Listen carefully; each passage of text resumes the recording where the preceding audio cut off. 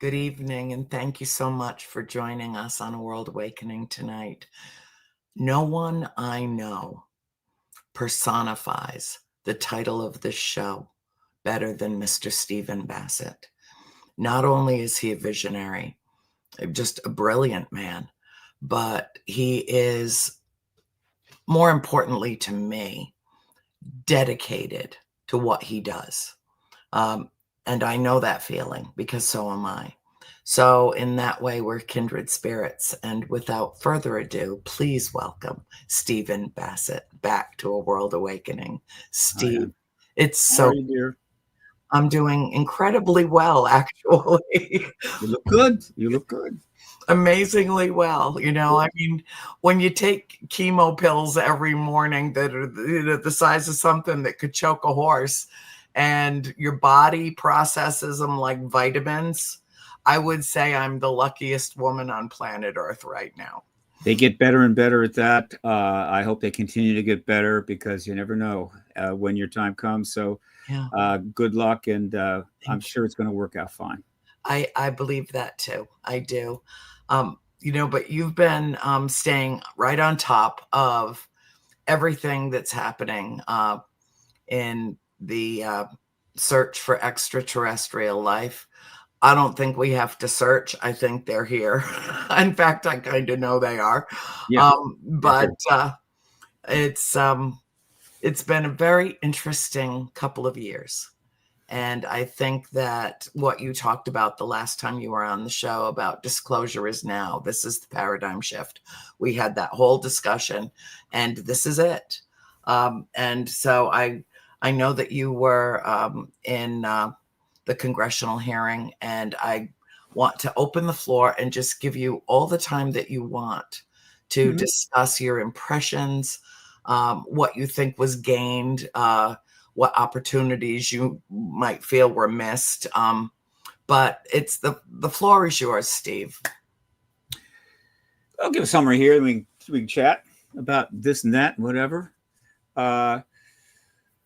There was a hearing in 1966 and 1968. They were not significant. I say the people that testified were good people. They were important. I don't even know if there was a public audience for either of those.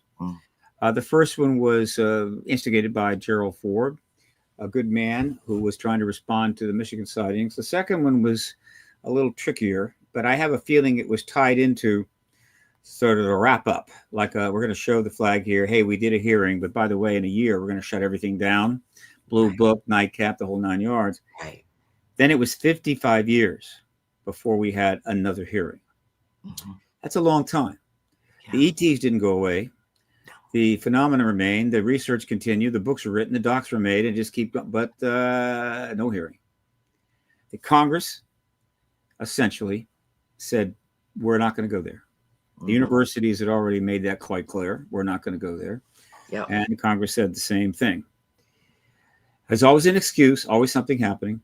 You can blame it on. Yeah. 55 years go by, and finally, we get a hearing in 2023. And of course, it wasn't like that just popped up out of nowhere. Essentially, the way to sum up what's happening is that we are in the end game of a very intense chess game that's been going on all this time. Yeah. It's us against the military intelligence complex. And the fact is that they're losing. And we are in that final end game where you might be 5, 6, 7 moves away from checkmate. So it starts in October and December of 2017. To the Stars Academy comes forward. 10 people put their name and bio up. A video was taken introducing the organization. The key speakers were Elizondo and Mellon and the leader of the group, Tom DeLong. And I think put off possibly Justice were there. Fine. A video site was launched. I noticed it. I heard something was in the works. Didn't know what it was. I was in England at the time, but boy, I said, oh my God, I need to get back to the US because the game has started and I'm not on the field, right? It took me 3 months Suit up. To get back. Anyway, But meanwhile, I'm watching what's going to happen. And what happened, of course, is that they had already planned their next move, and that was to take some very important information to the New York Times, get a major story. As far as I'm concerned, it was the most important story published to that point. Mm-hmm. It was the Reed effort, the funding, the OSAP program, Bigelow, the gun camera footage, the pilots, all of that. Right. Published in 2 successive issues. I think one was Under the Fold. I think the second one may have been as well. But all of it was put up on the website. Mm-hmm. And it was put up with the gun camera footage, because you can do that now. You couldn't do that 60 years ago. Now you can do it. And that gun camera footage was major. Yeah, the Nimitz footage. Yes. Well, there were several. There were several, yes. Not just Nimitz, but the Tic Tac was Nimitz. And why is that important? Because in a modern era, which is where we were in 2023, you put up videos like that. Yeah. They are copied, recopied, redistributed, put on social media, by regular media. There is no way to know how many people or how many views of those gun camera footages have taken place since 2017. But it could easily be 1 billion views. Oh, sure. And of course, you can easily find them even now. And so what happened is they, among other things, they dropped a visual representation of this issue into the world of social media and allowed 1 billion people to see it. Compare that to 1947. They put out a press release. It turned up in some papers. It was picked up, I think, by AP. I don't think the TV even got to it. And then it was shut down. Boom. That was 47. This is 2023. And so essentially the end game begins right there. And it's a question of how many years and how many moves it's going to take to checkmate the government and end the truth embargo. Now, there's the game that we're playing, which is important. But then there is the circumstances in which the game is being played. Like, for instance, if you're playing a very intense game of chess and there's an earthquake, that's definitely going to disrupt the play. Sure. Or, I don't know, a hurricane blows in, or the cats and the dogs start fighting, whatever. Anything around that game, anything that's affecting the game is affecting the play. It can delay it. And that's been very, very much the case. In these 7 years, my Lord, the article comes out in December of 2017. Things clearly are getting interesting. You're getting some news coverage. The next year, major developments, but clearly what this has just happened is being digested. There's a lot of debate and discussion, and the skeptics are talking. I'm following the news coverage, which was pretty good. And that goes into late 2018. And I'm relatively happy. I get set up in Washington, D.C. In late 2019. Again, I'd already been here, but I took a hiatus, but I came back, got into the press building. And so I'm very optimistic. I have plans. I'm looking ahead. And you know what they say about what God says about making plans. Yep. And then boom, out of nowhere comes the worst pandemic in human history in terms of the scope, the breadth, the disruption, the economic impact, you name it. It upset apple carts all over the world. It was a disaster. The total cost is really unknown, but it was vast. And it didn't just come and go. It's still with this, at least the latent aspects, but it went on for 2 fierce years. So that starts in very late 2019. Yes. So we're dealing with that, trying to advance the disclosure issue, trying to do what we have to do. But obviously this is center stage. And then things start to come together again in 2020. I go to Hollywood, looks like the possibility of making a film, all excited and so forth. And then a war breaks out in Europe, the worst in some time, a nasty one. And it's just filled with intimations of nuclear use. Yep. And I'm going, who needed this? Meanwhile, the pandemic comes back a second, a third, a fourth time. That's going on. The political arena in the United States is literally turned into a giant circus, 5 rings. No one can keep up with it. There's dancing elephants and acrobats and people doing magic tricks. There's clowns. Without getting partisan, I'm saying it was a circus. And so that's not helpful, right? And so we're having to deal with that. The war in Ukraine, the extraordinary political developments, and yet the issue continued to advance. All right. It did. because most of the moves being made during those very difficult times were being made behind the scenes, as they should be. They were being made up on Capitol Hill. And what I mean by that, and it was appropriate. And fortunately for us, the timing was that. In other words, what needed to be done during that very time of tumult was for people up on the Hill who are working in Congress, staff as well as elected officials, needed to meet privately with witnesses. They needed to meet privately with researchers and get up to speed without having to have the spotlight on them. And the nearest I could tell, the leader of that parade was Christopher Mellon. The background he had was perfect for it. Others, I think, were participating. How many people went up to Capitol Hill and sat down in front of a member of Congress or staffer? I don't know. I think it would be a surprising number. How many actual meetings took place? Probably very large. And so essentially, while everything is crazy outside, inside, a substantial number of people of Congress are starting to be taught. They're being educated. There's a learning curve going on as they get into this issue and get briefed, not by reading somebody's book, by getting people that know talking to them. And this goes on for about 2 years. Well, let me see. It doesn't go on for 2 years. It's like, it starts in, I think, 19, right? Which is just before the pandemic. It's already underway. Yeah. I think in 2019. And then even as things really get very dramatic it continues, because the pandemic really wouldn't have stopped it. Goes on through all of 19 into 2020. All this is taking place, and it finally brings a result. Okay. Which we'll call a move in the chess game, a major move in the chess game, right? A move from us. Yes. And that is the chairman of the Intelligence Committee, a committee that was absolutely briefed many times, I'm sure, makes a decision to act by putting some modest legislation into a bill, not the National Defense Authorization Act, but the $2 trillion COVID relief bill, which is like, nobody's going to hold that up, right? Nobody's holding up the COVID bill. Nobody's going to stop its momentum, no. Slipped it in there, right? And it was not much, but it very cleverly, also another move in the chess game, included a request, an assistance that the Pentagon would come back with a report to the Intel Committee by, I think it was June 25 of the next year.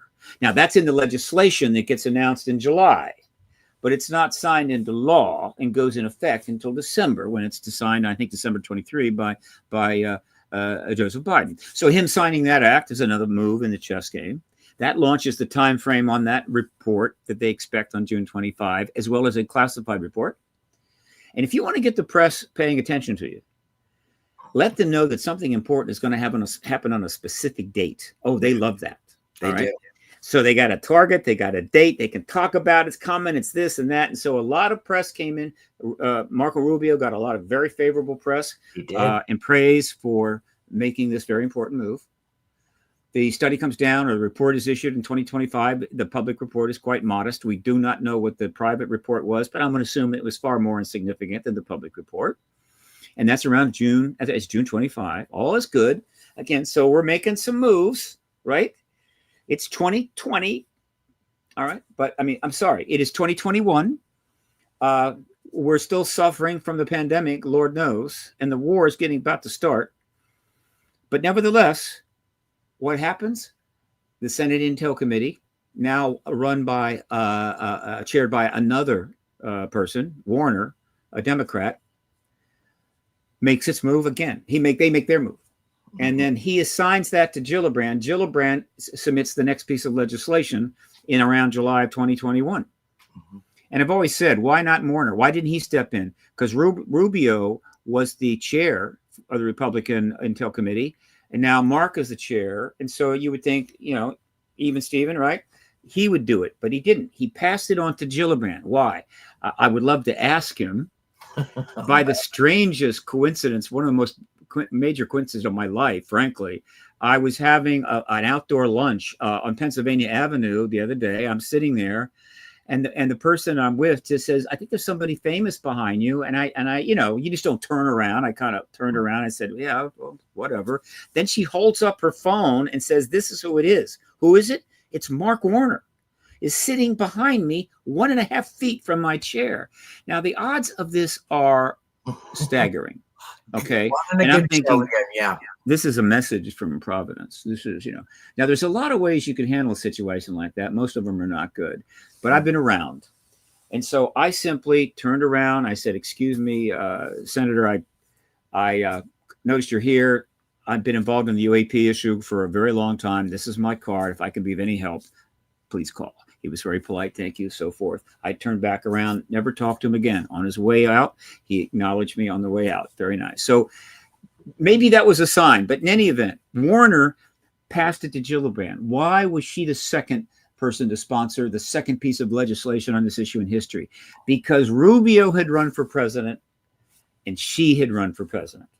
And Mark had not. And so he's basically balancing one presidential candidate out with another. And so she puts together the next piece of legislation, which is a move in the chess game, signed in the end of that year, all right, by Donald Trump. And we move forward, right? So now things are starting to pick up. As we move into 2021, that bill gets signed, and we're talking about the 2022, basically, NDAA. And a lot is happening, a huge amount of news coverage and so forth. So we then move into the next year, and we get the third tranche of legislation sponsored by Warner. He finally steps in. So this is in 2022. A bill comes out in July to be signed in December of 2022 for the NDA of 2023. And this is a pretty broad bill. It's a substantial bill. It gets into some witness protection programs, setting up some projects, things like that. It's a pretty good piece of legislation. The third in history. That gets signed in December, and we move into 2023. So as you say, the game is being played. We had a bit of a lull, but we weren't set back too much because what needed to be done was behind the scenes with masks on, I assume, right? Mm-hmm. And so we're coming out of the pandemic. We go into 2023, and then the game gets really intense. Okay, very, very intense, because something was going on in that first half of the year, which I didn't know about. None of the people I work with knew about, but a gentleman who had become unhappy with his circumstances decided to go public. And we didn't find out about it until June the 5th. I was at the Contact in the Desert conference. It occurred the final day on Monday, and everybody was running around because they had heard or seen a debrief article that dropped by Blumenthal and Kane, and also heard there was going to be an interview with Ross Coulthart, and it was David Grush. Yes. And apparently he was going to reveal and confirm that we had a non-human tech, non-human body, a USAP. Mm-hmm.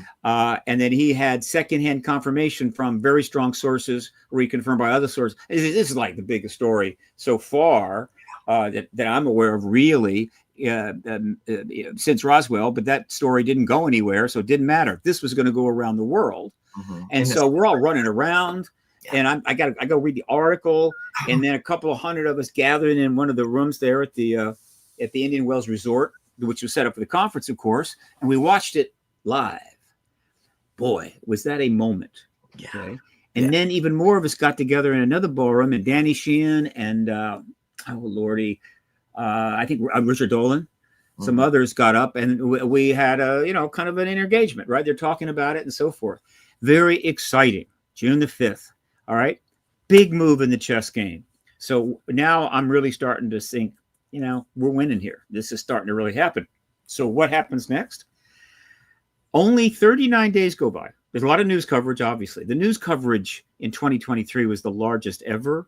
Yeah. I logged in, triaged 1,800 articles from mainstream media about the subject. They're up on my website right now in the print media archive. Mm-hmm. So it's 39 days later that suddenly the next move is made, and it's one of the most important moves from us of all.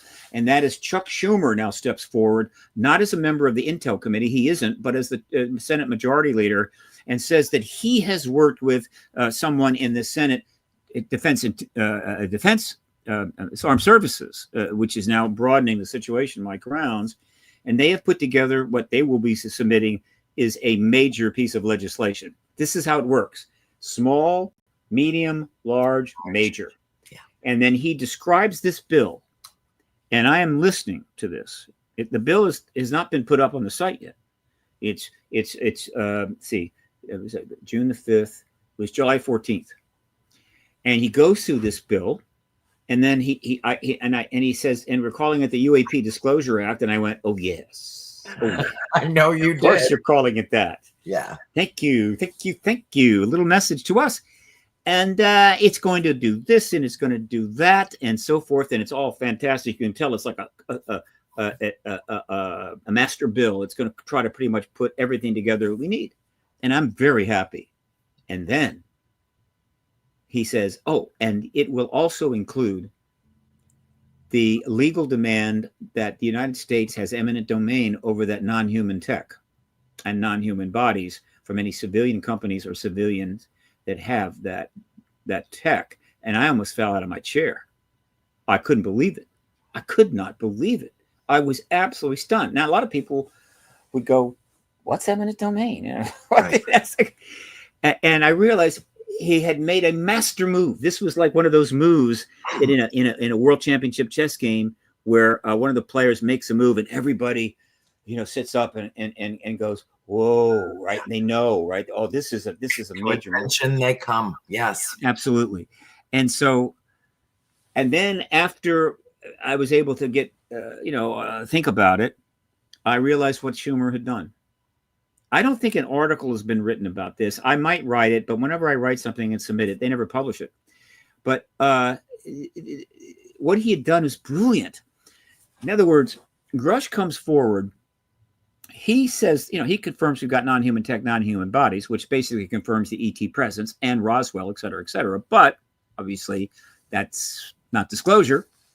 And he's getting attacked. They release his medical records. I don't know who did that. Didn't go well, blew up in their face.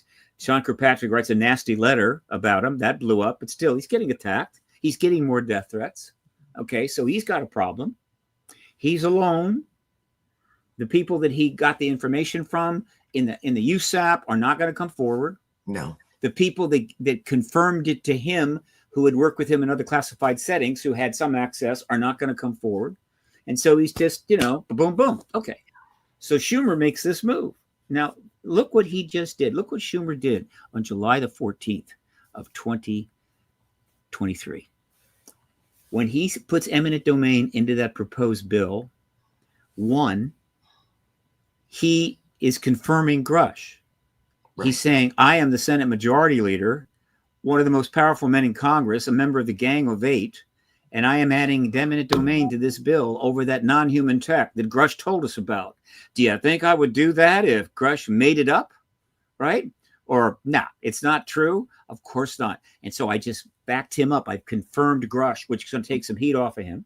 And of course, he has sent a message to the Intel Committee by stepping in that I am, as Senate Majority Leader, totally down with what you're doing. I support you. I'm good. I'm not in the committee, but hey, I got your back. That's certainly helpful. Yes. But then he did something else that was sheer genius. I hope someday I can sit down and talk with him and get into the weeds on this. But by putting that eminent domain in the bill, which it didn't have to have, I mean, really, you take that out, everything else was incredible. It was the plan to get everything out of the classified world, all of it, eventually, in an orderly process and into the National Archives and made public to the world. It had it all. Eminent domain was an add-on. All that was about, you may, under this bill, have to show us this tech, right, or provide the tech, right?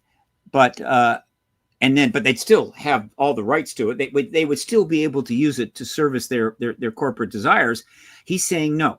If we need that, if we need to take control of that tech, we will do so, and we will use it as appropriate for the common good, which may result in you losing some bottom line, right? And so, but he didn't need it, but he did it. Why? Because he knew that once he put eminent domain in there, there's no way that the defense contractors who have been sitting back in the woods, totally cool, under a shade tree, They got the classifications of the programs, plus they're immune from the FOIA law. They never have to say a damn thing. They just eat lobster bisque in the corporate boardroom and make money. And so he realized they were going to have to respond. They couldn't let this go, right? And naturally they didn't. Now, we didn't know about it for weeks, but eventually the word started leaking out. Something's going on up in hell. And again, they might have gotten away with this in 1970, 1982 or something, but this is the age of the internet. And so they did not get away with it. And very quickly, we found out what was going on. They had to come forward. I say come forward. They had to out themselves by telling their intermediaries and lobbyists, you've got to get on the Hill and you've got to talk to the right people who have the power to put pressure on the conference committee that's doing the final wording of the bill and strip that out. Right. And if you can get a lot of other stuff out, do that too. Now, we know that at least 3 of the people that got approached were Mitchell, Rogers, and Warner. Huh.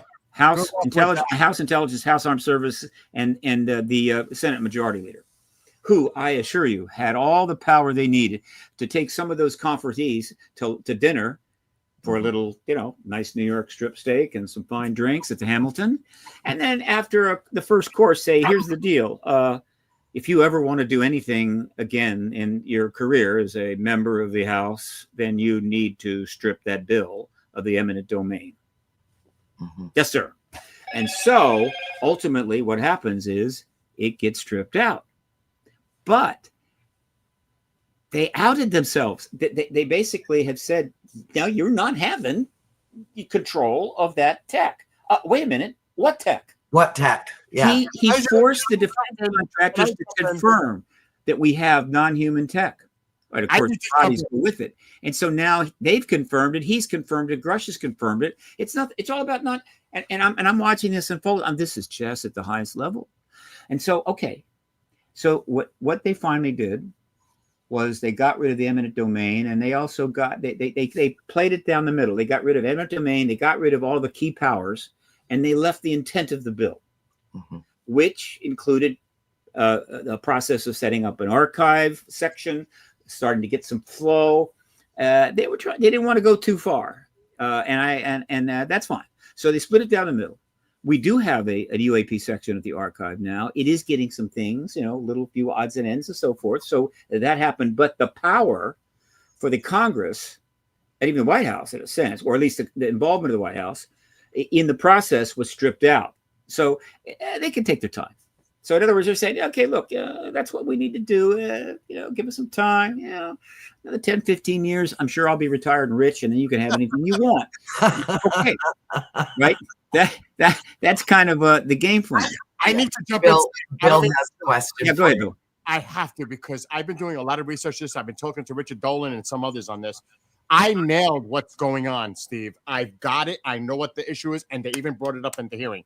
It's called the Atomic Energy Act of 1954. Sure. With the unacknowledged SAPs. So if you don't have, and a lot of people in Congress do not have the classification because they overclassified everything. It's a need to know. They don't want people to know anything that's going on. Even Bassett tried to get access, and he was denied because he doesn't have the classification. So they are purposely blocking all these SAP programs from getting disclosed because of their classification.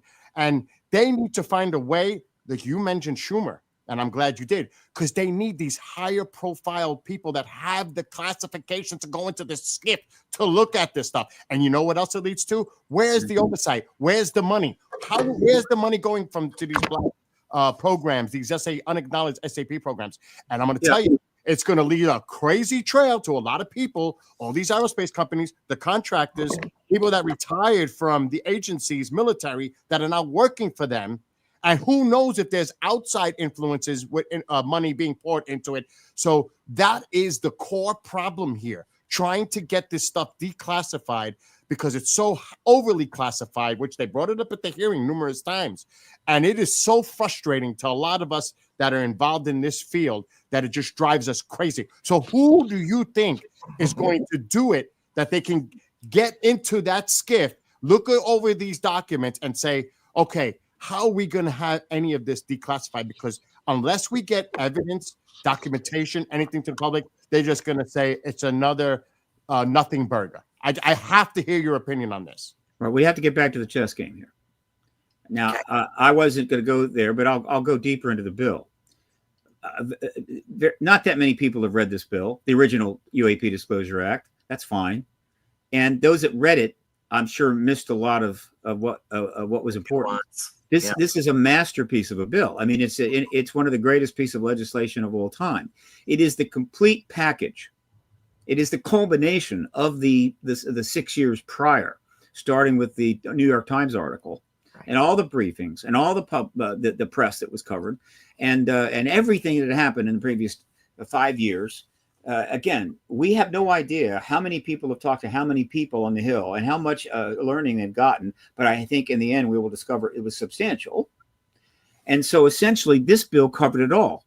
And I'm sure that the experts on the other side playing the game against us saw that right away. And one of the things that you just mentioned was critical, but again, very few people caught it, is that but this is, again, part of the chess game. This is in the bill, not simply to accomplish a result, but again, to send a message. Like he sent a message to Grush by asking for a domain. He sent a message to the defense contractors by putting in eminent domain.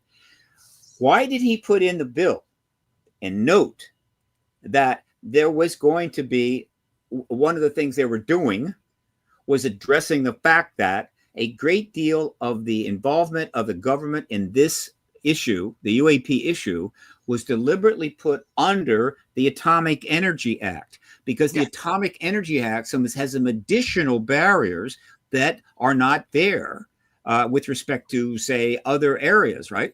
In terms of Air Force, Army, whatever the hell, underneath the Pentagon. So that just made it harder to get to. It was a very clever move. Now, researchers have addressed this in our side of the game, but while they had brought it up, it didn't go anywhere. Nothing was done. It was just one of those things that some researcher said was true, and the government would say, "I would have no idea what you're talking about." But Schumer just made it real. Schumer just made it real, and so that was in the bill. The bill is the whole package. It's it. That's how we're going to get it all, not by putting people in skiffs and loading them up any further. No, because they can resist and fight that forever, right? We're going to have to enact a legislation that under the law demands that this happen, which is exactly what that bill did. So they gutted the powers, and this is now taking place as we go to the end of 2023. The bill is finally signed, and it is stripped down to basically the core concepts. All right. And now what's going to happen next? All right. Well, actually, before the bill was signed, I'm sorry, I got ahead of myself. So they have gutted the bill. We have learned that. We have learned that the language was changed, and we know what's going to be going up for signature by the president, which in this case was Biden. And that's when Schumer made another move in this chess game. It was a beaut. And again, if you look at these things like chess moves, they start to make sense. If you just look at it, well, what's happening now? No, it doesn't. What he does is he and Rounds go into the Senate chamber by themselves with a camera, which is done all the time, and read into the record a statement, right? And that's important. If you do it out in the steps, it didn't go in the record. You got to do it in the chamber. So when you do that, it's a statement that goes into the record of the Senate and obviously sends a message to anybody that listens. And what he says in about 5 minutes, along with Rounds, is that we're disappointed that this thing was pared back. We're a little irritated with our Republican friends for doing that, but we're not going to give up. We're going to continue to move forward and get this done. And then they were done. And I'm sure some people thought, well, good old Chuck. Yeah, he's a good guy. The people over in the defense contractors world, as well as the DOD, when they saw that, they realized he is not going to quit. He's not going to just take the loss and go home. Right. He's going to come back at us. He is it was for until another couple of months, the Senate Majority Leader, member of 8, and he in Rounds is involved. He's going to do it again. Plus, they realized that if he really wants to do this, he doesn't have to put it in the NDA. He can submit it as a standalone bill. The entire bill is a standalone bill to the Senate. Okay, still got to be passed by the Senate and the House, and the House could still block it. Except that when you do a standalone bill and it comes to the floor, they televise it on C-SPAN. And so everybody has to vote up or down on that bill. And you put those little numbers up there, yay, nay, yay, nay. And so everybody has to out themselves as whether they're in support of that bill. That's not the way it works in terms of the NDA submission, right? So he's put them in a very tough spot. And oh, no, what if he does that? And then while they're thinking about that, some aide that's paying attention, maybe watch our podcast, raises his hand and says, by the way, guys, have you considered the fact that while you can gut that bill, you can't stop Warner from holding a hearing in front of the Senate Intel Committee, right? A major hearing. We know the witnesses have been up on the Hill. We know they're talking to him. They've got a bunch of them. He could call a hearing tomorrow. You can't stop it. So Warner calls a hearing. Schumer could put a standalone bill in. We're in a lot of trouble here. We just expended. We just shot our wad here, right? What are we going to do next? And they panicked. So this is how you win chess games. You make a move that causes the person to get worried, right? They panic a little bit. They think they're going to lose, and then they make a wrong move. Yeah. And so here is what they did when they panicked. They went to Sean Kirkpatrick, who had hired on and spent 1.5 years as the head of Aero. We do not know what he was told when he hired on. We do not know whether he understood what was going to happen. Who knows? All we do know is that he got into a really bad gig. Right? It was an impossible situation. It was. And he found that out pretty quickly. And what he didn't know is that he had just been made mayor of a Potemkin village. In other words, Aero was set up to be Aero, to be there when it was needed after disclosure, not to go find out what the ETs are doing or what's going on up there. The government already knows. And so they didn't really want to spend any money. And that was a problem because Gillibrand was irritated. They weren't spending any money or getting enough money, but they didn't need it. It's just enough to pay his salary, do a couple of things. It was in place to be ready for disclosure, not to go look for anything. Now, if he knew that when he signed on and whatever happened later, it's on him. If he didn't and they played him, then he should be a very, very angry man. So anyway, he's got a very tough gig. Everybody kind of knew it. Everything was a little awkward, but whatever. We had Aero. We're moving forward, feeling good. Okay. And then Grush turns up. Yeah. Grush turns up at that hearing and outs the ET Tech, ET bodies. So now you're Kirkpatrick. You're the head of Aero, the All Domain Anomaly Resolution Office. And who do you think people are going to come to immediately when Grush tells the world in under oath that we have non-human tech and non-human bodies? They're going to come and talk to Dr. Kirkpatrick. And Dr. Kirkpatrick can't say jack. Nope. He can't say anything. He cannot do anything except take a vacation. I'm surprised he didn't go to Europe. Whatever. Just don't. And he's sitting there and he's real. I'm screwed. And so again, I have a lot of empathy for the man. Yeah. He could have done a number of things. He could have resigned in an opposition and said, "Look, this is all wrong. The government's lying about this, and I can't. I'm resigning." And Grush is telling the truth. He would have been a hero. He'd have been Times Magazine, maybe of the year, whatever. But he wouldn't have had another job in the government. Ever. Whatever job he had set up for him, and I think there was one, that's gone. He's got a family, so he's in a really tough spot. So he didn't do that. That rock and hard place. He's in a rock and hard place. The government had him. There's no question the government had him. The DOD did. And so what happened next will go down in infamy.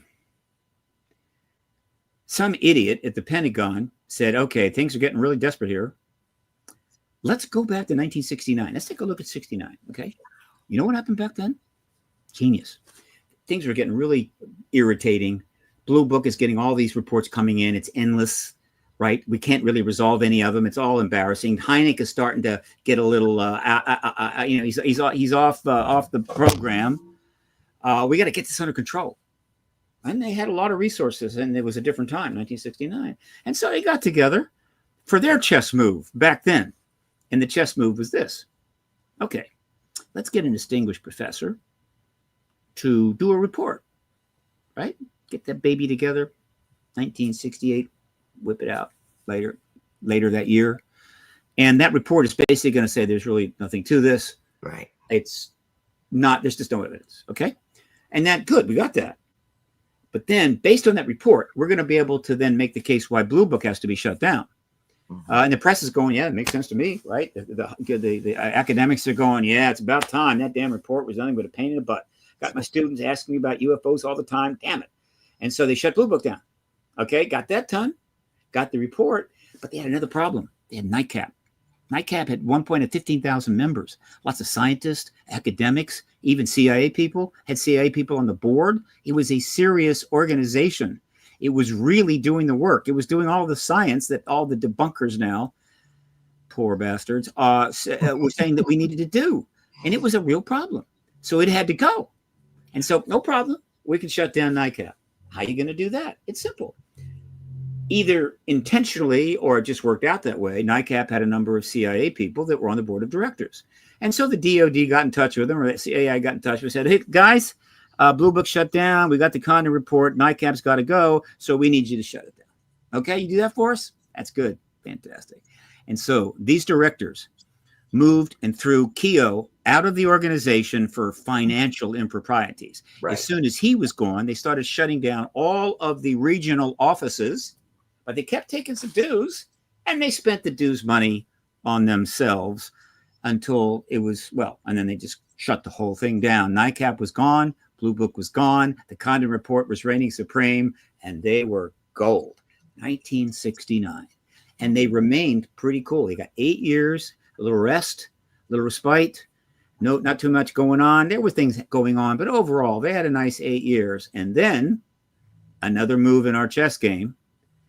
Stanton Friedman found out the address of where Jesse Marcel Sr. lived in Louisiana and headed on down there to the bayou, have a little of that shrimp, you know, and beer, and ask him about Roswell. And the next thing you know, another researcher turns up, and the Roswell event explodes into the public arena, and the DOD and the Air Force are going, damn. Right? God, almost made a clean getaway. Yeah. Can we get a team of Salvadorans to take out the Friedman? What can we do about that guy? You know, they're saying, it's a little late in the game for that kind of stuff. And so so again, major move, and then the game continues. And so somebody over the DOD said, it worked in 69. It can work now. Let's do that. We'll do the same thing now. These are people that probably wouldn't know TikTok. They think Twitter is a butterfly, whatever. They don't know jack, but they're thinking, but we're powerful. We're the national security state. And so how are we going to do it? It's simple. Arrow is going to do that study report we've been saying that they had to do. We're going to just make the thing a total bogus piece of nonsense and basically say nothing there, nothing to worry about. But we got to get somebody to sign it. Condon's dead. How about Kirkpatrick? He's already said he wants out. He's quitting. We got him lined up for a nice job somewhere. I forget where it was. And, he's kind of been an interesting spot there. So I think let's go see Sean and say, Dr. Kirkpatrick, we got this study here. We need you to sign it. And at that point, and maybe it'll be revisited someday in a memoir or an interview on 60 Minutes. Sean Kirkpatrick had to decide, do I sign that report, go get that job, take care of my family, or do I say, no, I cannot do that, and then go see the New York Times? He signed it. The report was published. It was an utter and complete fiasco. Yeah. It is difficult to find anybody who is not compromised in science, on the Hill, in the military, particularly retired, that hasn't said publicly it's a piece of crap. Yeah. And so it was a disgrace. They gave it a shot. Didn't work. Blew up on him, right? Bad move. So in other words, now again, we're starting to win the game again. Okay. And so the report doesn't work. And then what happens next? I love it, man. I want to meet this guy. I really want to meet him. And I sit down with him. Again, I almost had lunch with him. I swear to God. Warner, but I'm talking actually about Schumer. But I want to meet Schumer too. Yeah.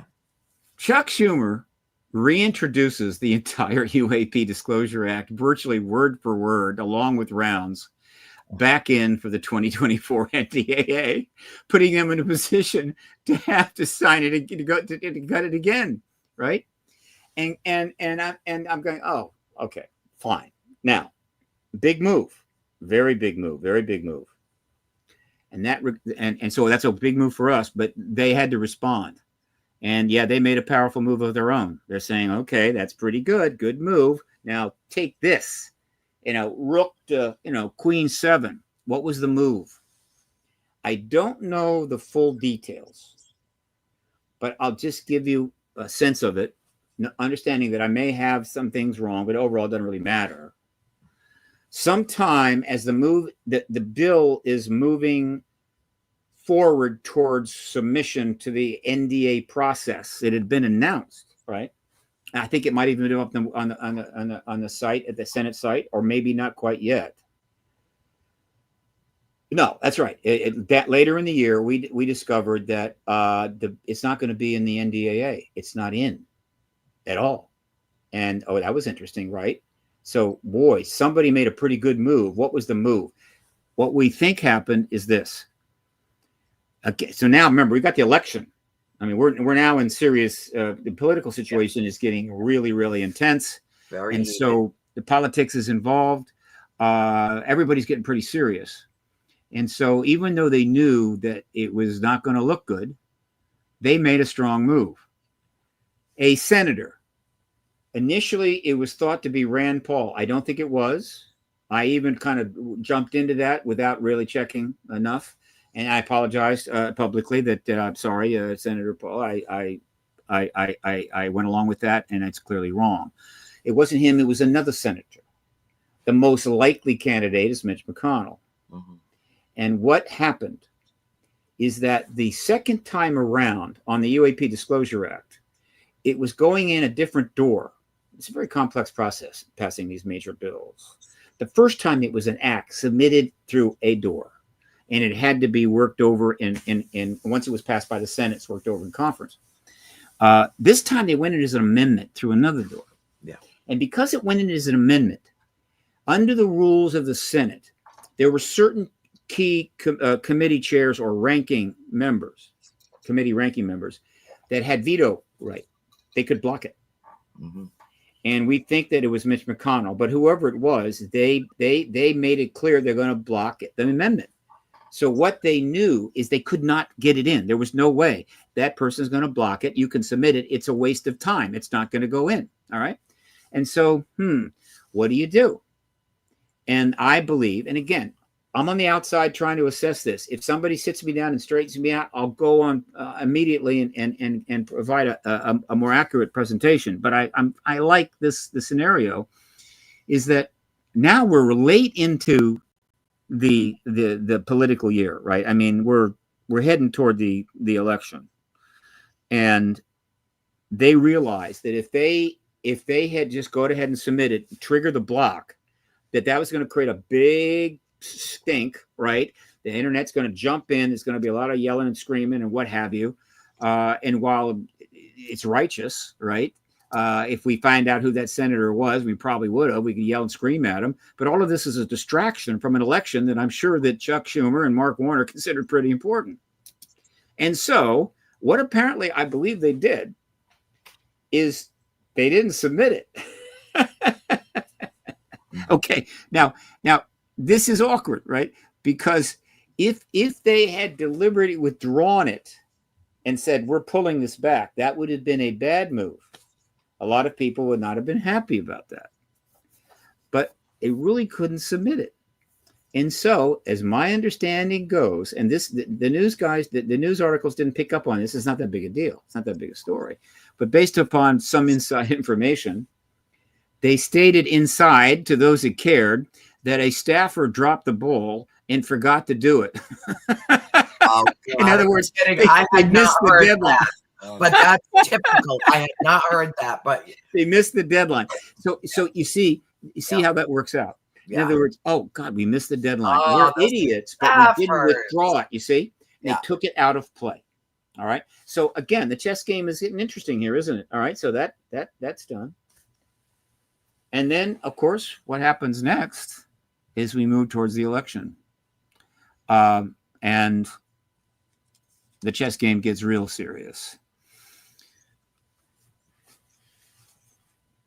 To their credit, and I'll tell you, I have nothing but praise for these people with respect to our field, our work, our issues. The Republican members of the Oversight Committee, particularly Mace, Luna, Burchett, Grothman too, made it clear that they were not going to give up. They were not going to be deterred. They were going to continue, regardless of how the election went or didn't go, regardless about the fact that the Senate bill didn't happen. They got their own committee and they're going to move forward. And they let it be known they were going to do another hearing. They wanted to do another hearing. And I'm going, okay, that's cool. And then the election takes place.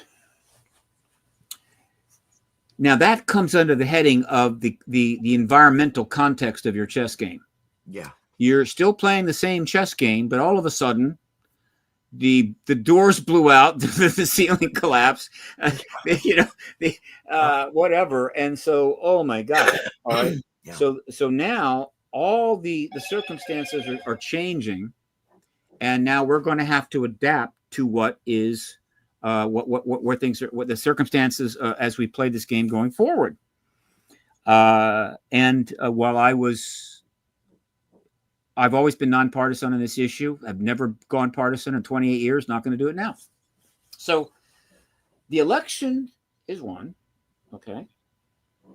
And we learned that they're going to have that hearing. They're going to moving forward to have the hearing. She's going to have it. This is Nancy Mace's hearing this time. Nancy right? Mace. It was Burchett the first time. Now it's Nancy Mace, who I have come to realize is one tough cookie. Smart, tough. All right. That's enough right there. And so we learned that, and then it gets, then some other moves are being made. So her move is she's now playing on our side of the board, right? She's making a move toward disclosure. So I'm concerned he's on our side of the board. She's moving for us. So she makes the move. We're going to have the hearing, but she wants to get good, solid witnesses. She doesn't want to do something like Grush again. She wants to get well. It's not that he wasn't solid. Right. She wants to have a little more expanded hearing, right? Yes. And she wants good witnesses, of course. And so she's looking for it. She's trying to find something. All right. And we knew that. And I knew that. And so I'm starting to think, and this may be an opportunity. So put a pin in that. Then we learn that she's got two. She's got Elizondo and Gallaudet, which is pretty good. And then in the middle of this whole process, good old Ross Coulthart, the guy's got to get a Pulitzer Prize somehow. He can, by the way, because he's working for a U.S. media. Yeah. He drops the Immaculate Constellation story. Yes. Boom. Punk. Right?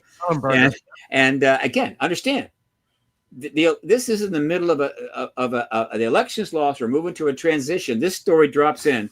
In other words, even in the greatest political upheaval in history and political change in history in America, this issue just keeps chugging along, doesn't it? Because it is nonpartisan.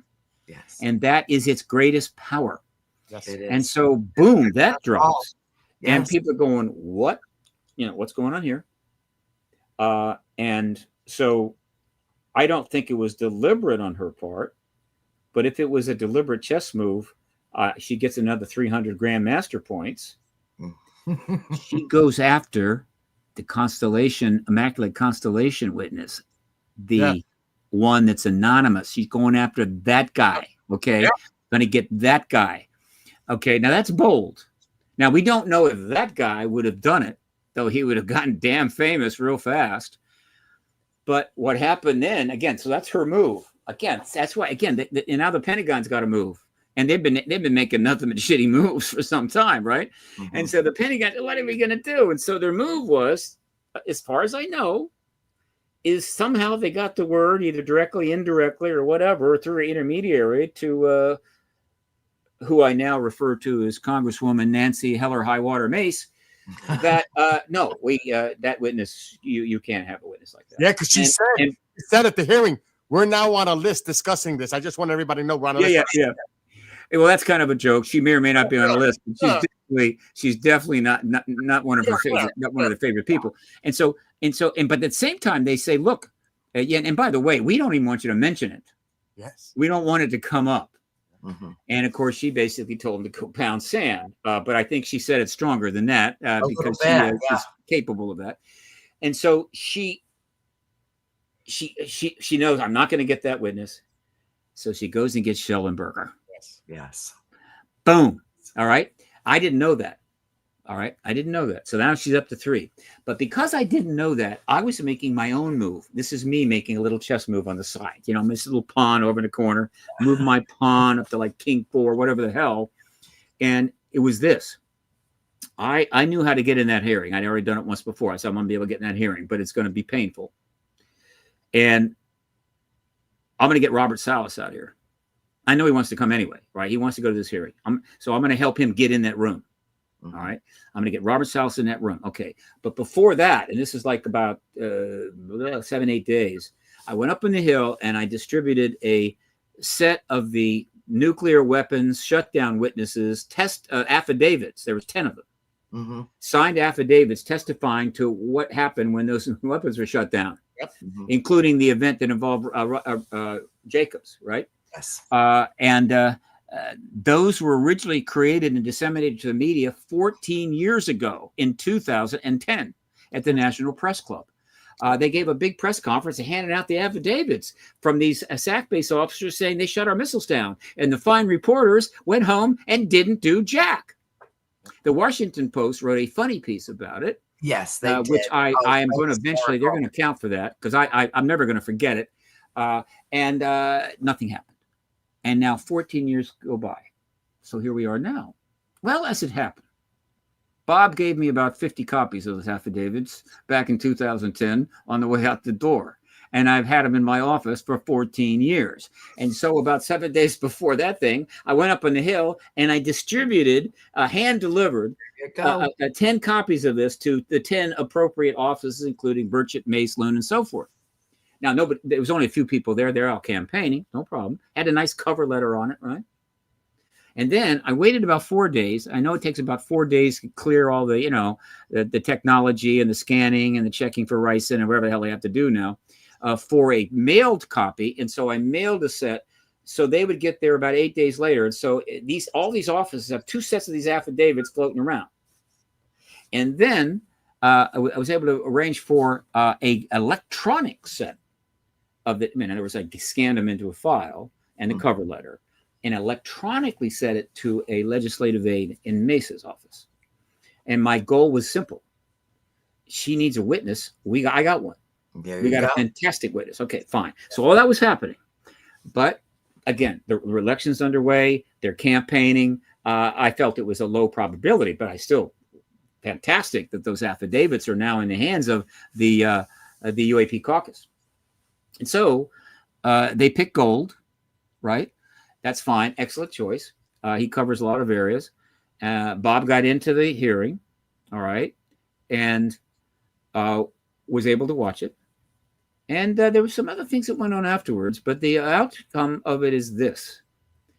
1, Mace made it clear in the hearing she wants more hearings. Yes. Now, does that mean the next one will be after the new administration takes over, or is she going to try to slip another one in? No. No, she might. Why? Because Gillibrand's going to hold one. Yeah. So if Gillibrand's going to hold one in December, why can't she? However, that's the Arms Committee, right, Steve? Gillibrand is going to do this one on the Armed Services, yeah. Right. And I think it's going to be a one-person briefing that they keep calling a hearing. It's not a hearing, but you never know. Plus, I'm my next step. I'm giving them warning. You're the first to know. I'm going to go up on the Hill here in a few days, and I'm going to deliver a set of those affidavits with a cover letter to all 17 offices of the Senate Intelligence Committee. Absolutely. And if I can make enough copies, I might just distribute them to the entire Armed Services Committee. In other words, after 50 years, not 50 years, 57 years since the missiles were shut down at Maelstrom. 60s. Yeah. 30 years since Bob came forward and started the activist process that led to the Hastings book, the documentary, 3 other books. It's possible that we are now at striking distance for them to testify. And so I'm going to put that out there and see what we'll have there. We're going to do that. All right. And so the prospects that these witnesses, that nuclear shutdown witnesses, are going to be part of a hearing. It should be the Senate hearing, but it could be the House hearing. Now, once the new administration takes over, then obviously they're free to have a hearing, and things will get very interesting. But that is 70 days away, and I can't think that far away. So you got that down. Now, let me tell you the circumstances right now as an activist. And again, we're still talking about moves here. It's still a chess game that they are still losing. Right now, there's 2 ways this can end, and one is better than the other. But I assure you, this is not a partisan selection on my part. It really isn't. And I'll explain. There is more than enough time for the Senate Intelligence Committee to hold a 1-week, 20-witness hearing like the Nixon hearing, blow this thing completely out of the water, Blow it out of the and water. then Biden can step forward and say, hey, we got ET disclosures happen. That would probably occur November. He might step out in early December. I mean, rather in December, he could step out early January, whatever, right? But it's done.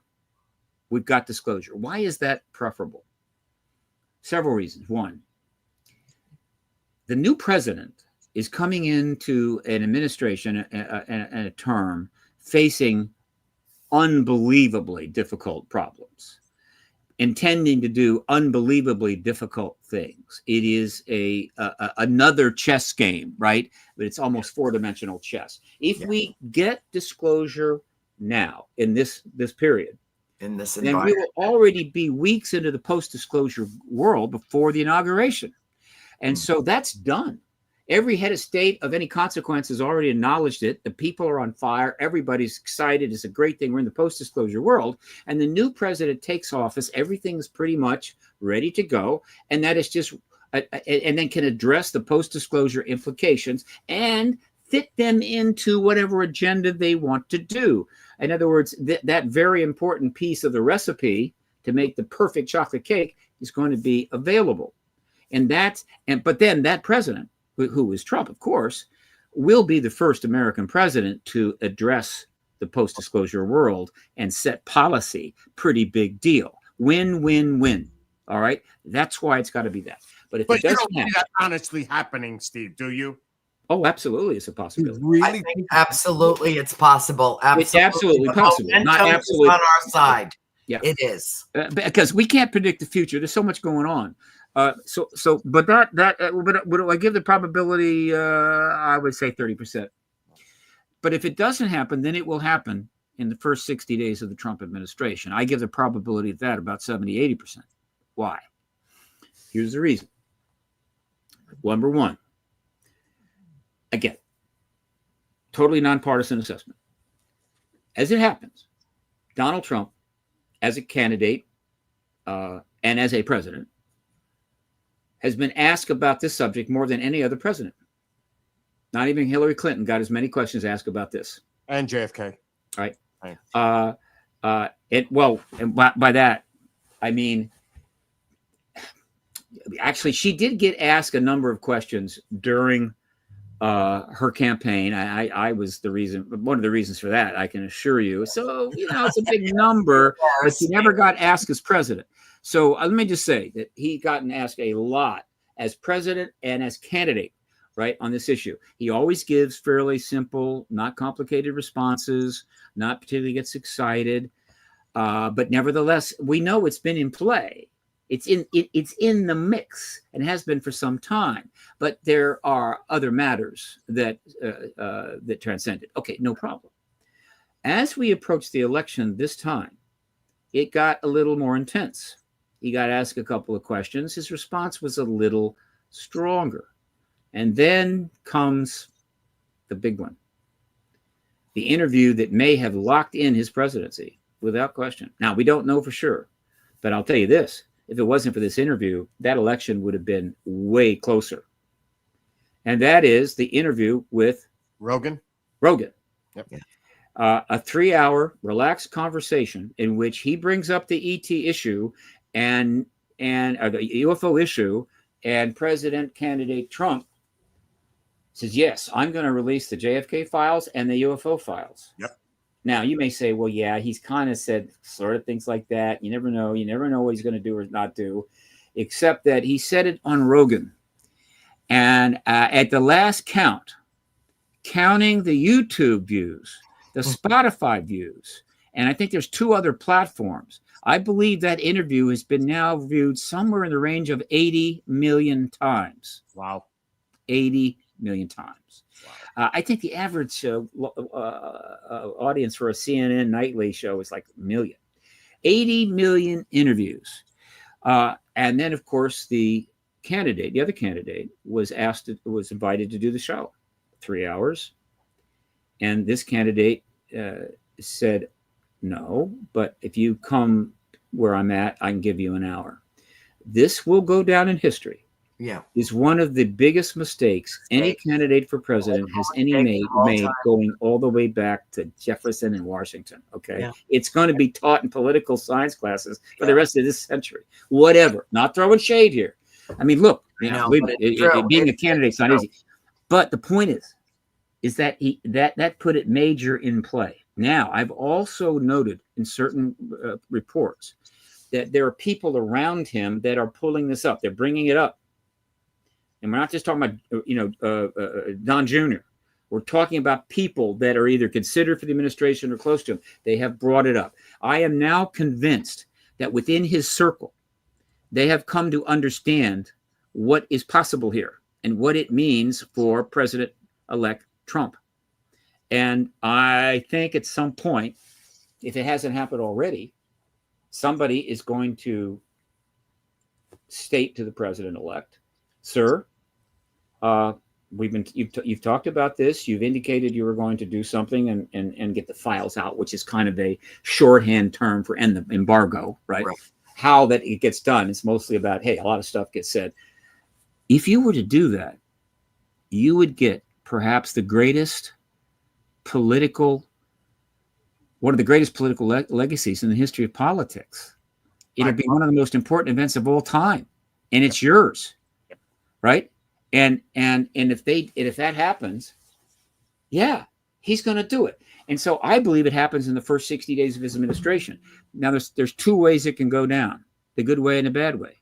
And this comes under move, but it's the very end. However it comes, we still win the chess game. The final move to disclose is really our move. So if President Trump triggers disclosure, he has joined our side and checkmated the DOD for us. He can do it unilaterally, in which he just calls some press in to the Oval Office and take a seat, hands out some snacks, and then slams some documents on top of the Oval the Resolute desk, and says, these documents confirm that there's ETs here, and I'm now confirming it to you, and I'm going to give a press conference tomorrow and confirm it. We're not alone. What do you think about that? Okay, that's the unilateral approach. Now there's the other approach, the approach that has been in play for some time, and that is let the now Republican-controlled Senate hold that hearing.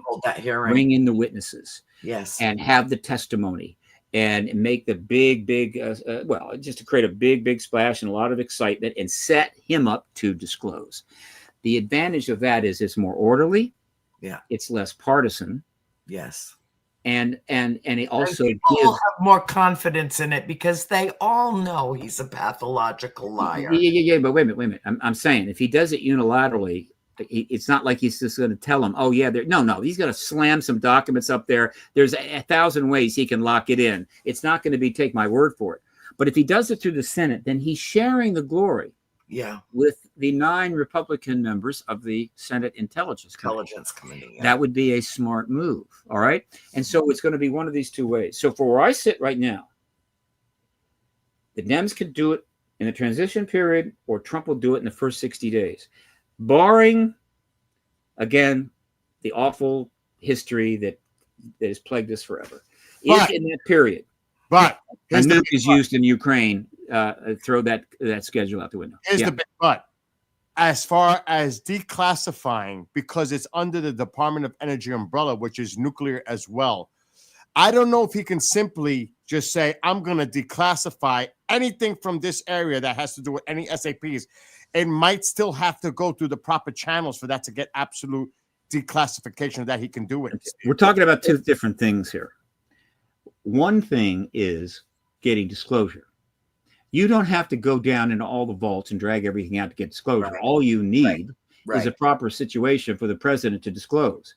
And you don't need 1,000 files. You just need enough that backs up the situation, which would be the witness testimony. That's all you need. Once you get disclosure, then under some bill like the UAP disclosure bill, the stuff starts coming out. Right. All right. And in terms of the atomic energy, that is protection against the public processes and congressional efforts. The president can go to the atomic energy and say, pull the stuff out. And they can't say, oh, no, under the act. No, I'm the president. You're pulling it out. The president has the ultimate power to declassify everything. And everything technically could come out. The only way something might not come out eventually, 6, 7, 8 years, is one of those rogue special access programs that is so special and so unacknowledged that nobody even knows about it. Nobody knows except them. And they've got this underground facility. And so nobody knows about us. We're just going to keep doing our thing, right? You know, it's like good. They're getting paid through a back door. And then eventually somebody will find it and they'll all go to prison. So this is the scenario that I see going forward. Either way, I'm fine. I don't care if we get disclosure under Biden or get it under Trump. Doesn't matter. It's going to work out. It's a transcendent issue. Now, let's just say that the disclosure event will be the greatest paradigm shift in history, and it will be a challenge to any administration. Pick the best one you got. Go back in history. And then put them in there. It's going to be a major challenge. It is very intense. I would lean this way, that the nonpartisan and extraordinary implications of this is going to bring out the best of whoever is serving at that time. In other words, it's not going to be that difficult to put immediate personal needs and desires aside a little bit, or put political aspirations aside, or just desire to do weird things aside in service to this extraordinary event. And so I think that even though it's going to be incredibly challenging, and I don't care who are the nominees and who's running things, I think that they're going to step up and play above their head. All right. I'm saying that legitimately. It's just not aspiration. Right. I think Steve's right, because he will be the disclosure president forever and ever. It goes into history books. His legacy. I just imagine that. Yeah, this is too big to be something that just plays into his ego. Again, that's not history. Is not about that. History is about disclosure. Remember, within a week, heads of state around the world will confirm it. And so very quickly, the post-disclosure world, he may have been the disclosure president, but you've got dozens of other heads of state that are now speaking to this issue, and the whole thing is global. Right. And so again, we're at that point, we're not the only game in town. Right. And the other countries have got stuff. And so again, it's going to sort itself out. And the other thing is this: if you are on a stage that profound, right, in a moment in history that great, I think most people realize we got to be in our best behavior. Anything you do that's really ridiculous, you're actually undermining everyone around you, including the president. This is not the time to do stupid stuff. And I think these people are not stupid, right? They know, it's like you like to dress up in flip-flops and shorts and no T-shirt. I get it. But you're not going to walk into the wedding of your best friend dressed that way, are you? You're going to be in your best behavior. And so I have a relatively optimistic. My biggest concern, though, is really not that scenario. I feel good about it. My biggest concern is that there are several things that could happen outside of this chess game that could really screw it all up. Yeah. And I'm worried about a Very terrorist bomb, Right. either a nuke or a huge one that actually does a huge damage, kills a lot of important people. A nuke event in the Ukraine, a move by China on Taiwan in a post-Trump era, where they may think they've got an opening there, because he will be controlling the defense. He's the commander in chief, and so if they make a move in Taiwan after Trump takes power, it is Trump that's going to decide whether our nuclear submarines are going to get involved at all, or our aircraft carriers. We have sent some out there already. I don't know how many, but anytime you send an aircraft carrier somewhere, it's kind of a big deal. It costs about, $1 million a minute to run the damn thing. Yeah. And so all he has to do is say stand down. So anything like that, and disclosure is off the table. And so that's another reason why I encourage the Senate Intelligence Committee to consider this. Yes. You have been dancing with this and dancing and dancing. Clinton was given the information and then stonewalled. He made an effort. Clinton was going to do it. She lost. You could have done this many times over the last 30 years. Get it done, right? Get it done. And if you were so stupid to think that aero report was real and therefore why are we doing this, get out of government. Go start a startup company, right? Yeah. Whatever. Make some money, but for God's sakes, don't try to do anything involving leadership.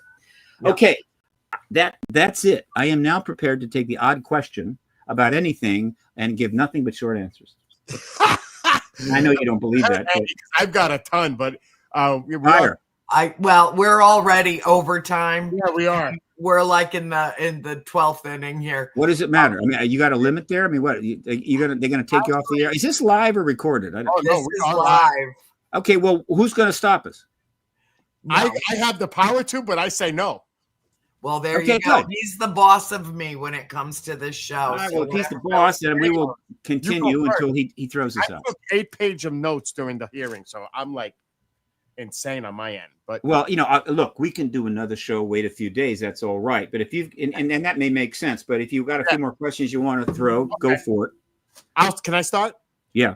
Lou brought up. Actually, he did mention about having recovered bodies, but he said it was before I was born, meaning it kind of sounds like he was referring to Roswell. Elizondo. I mean, yeah, Lou. Yes. Elizondo. Right. Well, Elizondo is. I think he's around 55 or something. Yes, I believe so. Let's just say that that's an obvious referral. Yeah. And it's interesting because you may or may not have noted it, but in all the discussions you hear here, there, ever, the testimony last time at the other hearing and this meeting and that meeting, Roswell is never brought up. Never. It's never brought up. And people think, well, why don't they bring Roswell up? I mean, it's a big deal. Well, there's a couple of reasons. One, Roswell is the best known case in the world on this subject. You bring up Roswell and millions of people's ears go, up. Yeah, now I know what you're talking about. You're talking about the craft and the bodies and everything else. And so that's like a trigger. All right. Plus, Roswell instantly reminds everyone that, this actually was happening 77 years ago. Right. That was such a long time. And we're still not dealing with it. And so they just don't go there. And so but good old Lou, whether he knew it or not, when he made that statement, a whole lot of people knew what he was talking about. And so there you go. Yeah. Annie, your turn. Go for it. Yes. The way that I look at this, well, first of all, I was very impressed with David Grush. I was very impressed with that particular hearing. But I believe that what we're doing here, and this, Steve, we've done events together, we've talked. I feel like this is, rather than framing it as a chess game, I think that it's like people that I work with that do paranormal investigation. It's the piling on, the one thing after another, and that compilation of information gets so weighty that it's going to topple. It has to, because gravity is the law, and at some point we got to give. So the way that I look at this is that it is just a matter of time. But there's also a part of me, honestly, don't think I'm being woo-woo, but I feel like this is our human destiny. This is our evolutionary path, and that we are coming to the point now where disclosure is the paradigm shift, and the paradigm shift is disclosure, and it is all one thing, and that it will fundamentally change human consciousness. So I really come from it from that perspective. Yeah, that's good. And I think that that's something that needs to be discussed more. God knows I give it my best shot to reach people in terms of how their presence affects us, how many millions of us are contactees, myself included, experiencers, more than that, part of the galactic family. And we have to speak up too, not just the scientists, not just the senators and the representatives, not just the whistleblowers and those that are coming from within.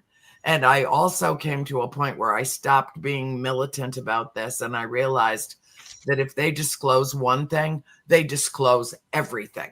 This is an all or nothing proposition. I felt badly. I felt empathy the way that you did for a man almost compelled to sign a report that he knew was a lie. It broke my heart for him, because you know, and I know that people have paid with their lives to keep this secret. And some, fortunately, not a lot. Thank not God. A lot, we're not Nazi Germany. We're one is too many. True. Yes, true. one was too many. You made a point I like, and I'd like to elaborate on. For the first, from basically 47 to 17. Well, no, that's not true. 47 to about 1995. Let's start with that period there, 1993, the beginning of the Clinton administration. So we're talking about 46 years. 46. The principal modality of this issue was piling on. The idea was you're going to keep piling evidence on top of evidence on top of evidence on reports upon this and that and everything until it's so big that the government will look at this stack of evidence and go, what can we say? The ETs are here. Unfortunately, it didn't work. Because the truth embargo is a non-trivial thing. It is a brilliantly constructed, very well-funded operation by the United States government, and it succeeds. And so what needed to happen is to not just continue to do the work, though frankly, by 1993, they proved it 18 times over. But we needed to we piled it on, we got the evidence, keep doing that, but then we had to start playing chess. We had to start the chess game, and it really begins around 1993. Okay. I will say the game really gets underway when Rockefeller's lawyer sends a fax to John Gibbons, I forget his name. He was the Office of Science and Technology chief, and says, I want to meet with the president. I got a report I want to give him, want to get the files out, UFO files out. And thus began the Rockefeller Initiative. That was Rockefeller's move. It was a big move. Mm-hmm. Right. And it went here and it went there. And so the chess game gets underway. Now, the research doesn't stop. Obviously, the books continue to be written. But now there's a chess game underway. And that's important. This is a game with an end. You can pile research on top of research for 1,000 years. A chess game has got to end. Right. In fact, it has to end. And it can end in a tie. Right. That is true. But this is not a game that can end that way. No. And so the chess game gets underway. And so it's been underway since 93. That's essentially 31 years, mm-hmm. Which is a nice long game. And it's about to end. And so I agree with you. But it was that chess game, which is basically a political game. It's pretty much, these are political moves that are being made in almost every case. Right. Politics is at the core of almost everything at this point. Everything. These are not scientific chess moves. Right. All right. It's not with scientists making this move and the other person's making that move to see who's going to get their theory approved or win no. This is a political game. These kinds of chess games are played all the time. They're being played over Ukraine. They're being played over climate change and everything else. It's politics, but it's also chess. That's why it's one of the great games of all time, and every kid should learn. You've got to move, they've got to move, and ultimately you want to end up in which you get a win, or you get a tie and you both win, which is fine. In the case of disclosure, there cannot be a tie, right? There's no way that both win here. You can't have a truth embargo and disclosure at the same time. One has to go. One has to give. So this is a win. So anyway, that's what I wanted to say about that. Got another question for me? Well, Andrea, what you just mentioned, Gallaudet brought up. He said there needs to be protections for civilian and commercial pilots and civilians. Yes, and you did mention that. Now, for you, Steve, better protections for whistleblowers. I don't know how much more they can do, but Lou brought it up. He said that they've been criminally investigated, intimidated, and even lives threatened. So how can a whistleblower, because we know that the other whistleblower is unknown, the Immaculate Constellation, because he said, I will even go to prison to protect my witness. He said that, Schellenberger. So what can we do to have these whistleblowers to protect them to come forward in these hearings? All right, let me provide perspective. When Lou makes that statement, he's not talking about last month. No. He's basically saying that over this whole span of 77 years, there has been this and that and whatever. All right. I think that there's been not that much in the last years, going back maybe even 10, 15, but Grush was special. Okay, Grush was, a lot of stuff has come out. I haven't heard too much, but Grush was a special case. And so that kind of stuff started happening. And we don't know if it was formal. In other words, it may not have been the DOD had anything to do with releasing his medical record. Admittedly, that letter from Kirkpatrick was essentially coming from the government, but it was more of a personal matter. And any other threats he's getting, we don't know the source. We do know that when he was getting harassed, he went and got a complete hearing from the Inspector General of the intelligence community. Yeah. He was represented by the former Inspector General of the intelligence community, and they acknowledged the truth of it and did what they could to mitigate the thing. That's just happened. That is true. All right.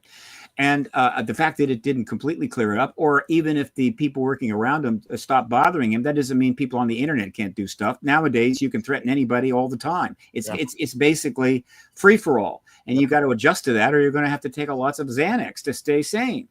So, I don't think that that threats are being thrown around. I don't think anybody's being killed now. I think most of the worst is over, but that doesn't mean that the specter can come up. Lou has been out for 7 years. Lou was Intel. He ran Intel. Okay. He has had some threats. Oh, yeah. But they could have come from the DOD. They could have come from anybody. Yep. Right. They could have been civilian. They could have been private threats. In other words, a guy works for the DOD, but he's pissed off. So he's not threatening Lou as an action for the DOD. This is just that person at home going, I hate this guy. And doing this. But they're both still alive. All right. And functioning. It's good to bring up this a little bit to remind people, if you get any ideas, don't. Exactly. All right. We're way on top of this now. Yeah. All right. So I don't want people to overreact to that. As far as whistleblower and witness protection, there is a Whistleblower Act. There has been some witness protection in the previous acts. It's not like there's nothing there. There is stuff there. Right. But, and here is the issue to solve, the problem to solve. The first-hand witnesses to ET stuff, non-human tech stuff and everything, that's top. Most classified thing in the U.S. government. So these aren't just any first-hand witnesses. And so these people do not feel that what we have, which I think is not unreasonable. We got some protection. It's not enough for them. They want more. They want better protection for them to come forward. And so the Senate and the House, particularly, they want those firsthand witnesses, but they are not ready to come forward. So you've got this standoff going on. And both sides know this. All right. So that's why Danny has been writing very, very extensive witness whistleblower. They're not the same thing, but both need protection, but for different reasons. Well, somewhat different reasons. Danny's writing this, and there's probably others involved. So perhaps we will see a substantial whistleblower act submitted. Now, if I'm not mistaken, by the way, I'm glad you said this. Again, things are breaking so fast. Fast, But let me just do this here. I believe this broke today or yesterday. It's witness And make sure to check out paradigmresearchgroup.org for those watching. Okay, here it is. Here it is, right here. 3 days ago, Representative Bassett introduces bill protecting UAP whistleblowers. It's actually coming from his personal office, and then News Nation picked it up. Let's see what they had to say. This is fairly recent, and virtually simultaneous with that. Essentially simultaneous with that hearing. Let's see. It may not be total disclosure, but one lawmaker who advocated for UFO whistleblowers is optimistic that some significant information will come from Wednesday's hearing. Okay, that's all fine. This is News Nation, by the way. Coming from Wednesday's hearing. I think we're going to learn some things. It's peeling back the layers of the onion. The best pilots. Now, down here somewhere, it should say that. Oh, wait a minute. I get it. It's in the video part. He's talking about the witnesses. I think it's in the video interview. Anyway, now it's confirmed to me. Yeah, Bassett has introduced a whistleblower act. Now, I haven't read it. I don't think Danny was involved. But again, clearly, the House understands that we don't have enough witness protection, and they're moving on it. And so if he gets that bill passed, but then it's still got to be passed by the Senate. Now I'm thinking that, like, well, he's submitting it into a Republican House, so we know it's going to get passed. If they're really nonpartisan, they'll submit it to the Senate and get it passed there before the end of the term, right? And Biden can sign it. That would be a very nice gesture on his part. Okay, so it's possible we may have an improved whistleblower protection as of the end of the year. Does that mean that some of those witnesses will come forward? It's very possible. So again, that's another move. It's a chess move by Bassett. It's a good one. All right. And so again, I want to take this opportunity, as I have many times, to inform the Department of Defense. You're losing the game. You're mated. You're probably mated in 3 moves. What you're supposed to do in civilized chess is, once you realize you've been mated, you're supposed to turn your king over. You just put your king down and you shake the opponent's hand. Okay. Some knuckleheads, they continue to move anyway. They just keep moving until they're finally actually in checkmate, just to be obstinate. That's not a good look for the DOJ. All right. And so I'm putting that out there, dear. That's okay. Steve, I love the analogy of the chess game, but I play chess. I love chess. But what I discovered about chess as a young girl when I first learned was that the great value of chess is that it teaches you how to think. Sure. And I think it's time that we, not only as a national issue, but as a global issue, that we start thinking in a higher dimension in terms of living in a multi-dimensional universe instead of a 3-dimensional world. And I can't see how this compilation, as I described, of hearings and testimonies and so on and so forth, we're getting to where you throw down the fulcrum, we're getting to that point, that pivot point where there's no going back. There's just no going back. And if you've really got your head in the game, then if you're the DOD, you need to start figuring out a way to soften the fact that you've been lying to the world for 70 years. Absolutely. For real. That's one of my key messages. One of the reasons, there's 2 reasons all this stuff is going on. The legislation, the hearing, the briefings, all of this stuff. There's 2 reasons, but most of the public don't get that. The 2 reasons are: one, we have to be fully prepared, set up, and ready to go if disclosure happens, because it could happen from another country, another Right. head of state, in which case we're not ready, but Right. we're ready. Okay. If it happens to be our president, fine. But if it's not, we're ready. We have to be ready for that. Yeah. And the problem is we can't tell people why we're doing this. Okay. Mhm. That's the first reason. The second reason is, yeah, there's going to be a lot of cognitive dissonance and irritation when the truths of this start coming out. This is not a trivial matter.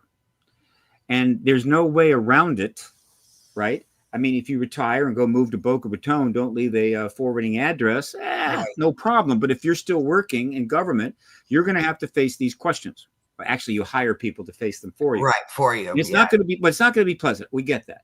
Mhm. And there's no way really out from under that. All right. But if they prepare, if they get this done, if they do all these things that they're supposed to be doing in preparation for disclosure, even though it's in the guise of, we need to find out what's going on up there. I mean, there's clearly maybe something going on. We need to find out. Let's get a study, UFO group over at NASA. Let's do this. Let's do that. Whatever. Got to find out. No, they already know. They've Mhm. known for decades. So that, nevertheless, even though it's in that guise, which is a little awkward, but we can be generous there, by getting all this work done and getting ready, when disclosure comes, people are much more likely to be reasonable about it. In other words, yeah, well, a lot of you that set this up recently, you didn't start the truth embargo. They're all dead. Right. Most of the people, the first third of the truth embargo, they're gone now anyway. And so Right. you're not, you're just part of a long process. And you did get this all done. You set up the organization. You're trying to do the right thing. It's going to minimize their public relations problem. There's no question about it. And I think that's the second reason they're doing it, if they've got any brains at all, and I think they do.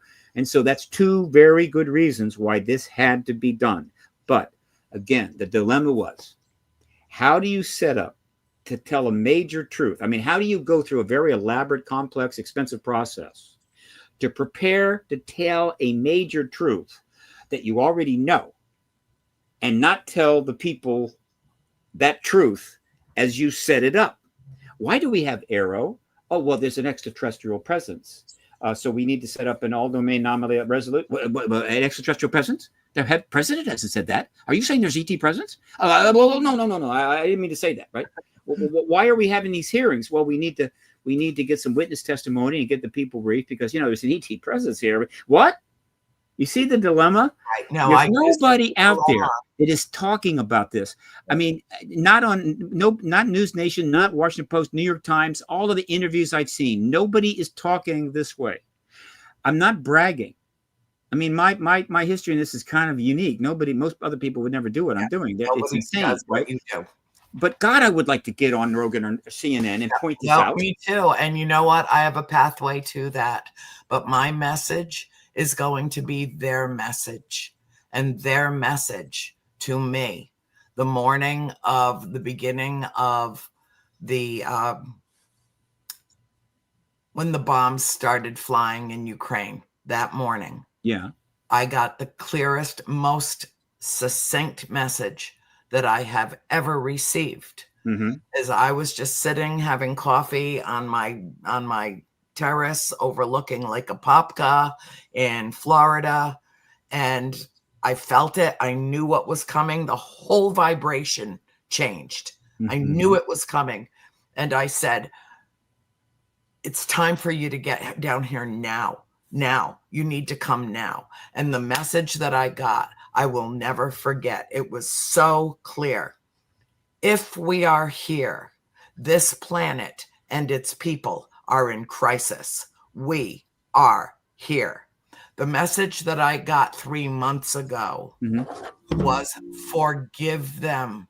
That is the only path. That is the only path. Okay. Who is them? The liars. Gotcha. The lying liars. So you got to download, you think, from your extraterrestrial entities that you're dealing with or whatever. Yes. Forgive them. I love these guys. That we're on the same page here, right? Yes.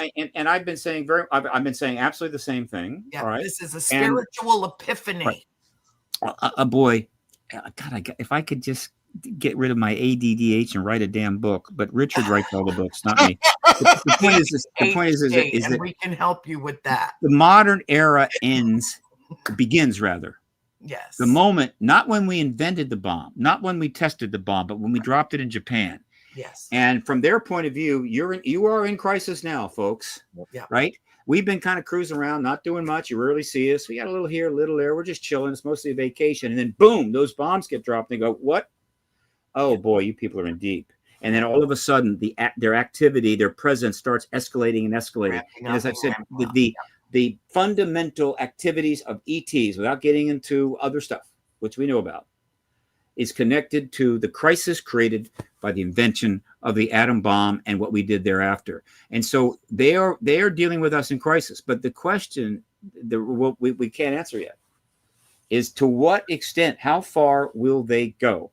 And the sense I get is we are doing some things, but you would be mistaken to think that, oh no, we'll just take care of it, right? We'll fix it. You know, at some point when it's gone too far, we're going to step in and fix it. I don't think so. No, I don't think so.